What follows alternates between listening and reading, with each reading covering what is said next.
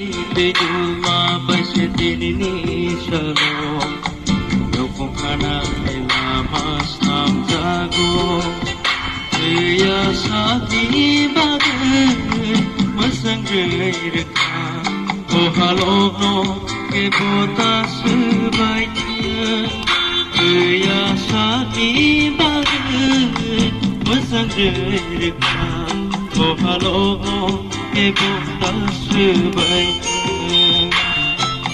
Kaituni hamari pasetini shalom, dunia kasih lai mano. Kaituni dejuma pasetini shalom, dokmana elamas nam jago.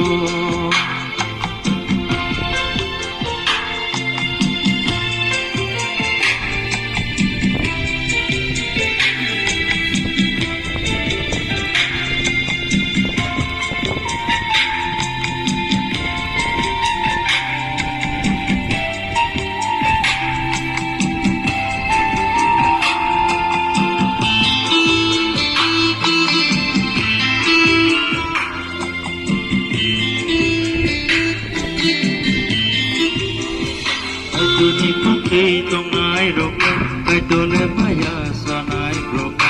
Di ikusai dokong katani, kapsama potong nani dama. Suprayung letagi bosan, kai roma bai hamzak direme. Aboni bagai loma bai teshuri ma bai tongana.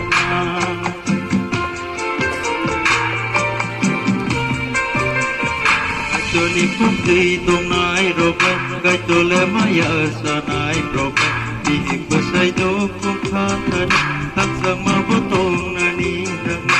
Suprayung letagi bosan, kai roma bai hamzak direme. Aboni bagai loma bai shuri ma potong nani dama. Ya sakni bagai masang jerika, oh halono ke bota sebaiknya, ya sakni bagai masang jerika, oh halono ke bota sebaiknya.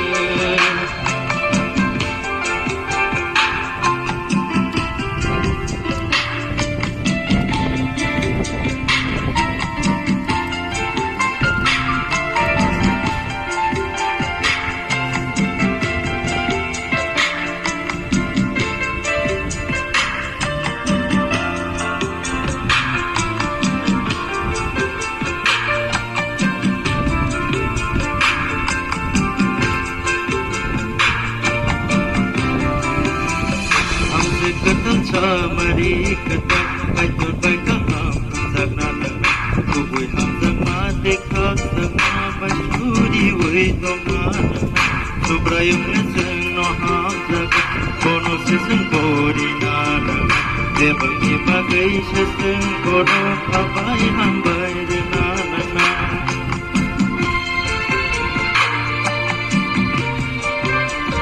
Amse kata samari kata kaitul bai kaham zagnana kubui ham zagmate khak zagma bashuri wei domana subrayum neseng no ham zag kono seseng bori nana debagi bagai seseng kono abai ham bai renana.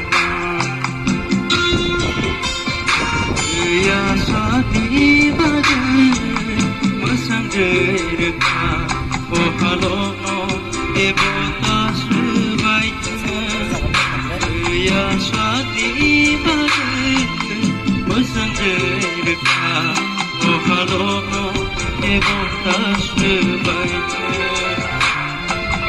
Kaituni hamari pasetini shalom, dunia kasih lai mano.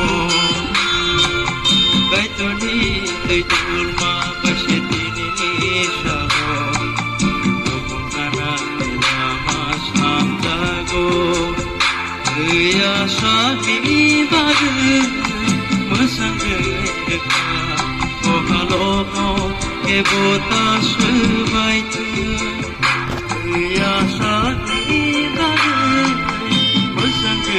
kekal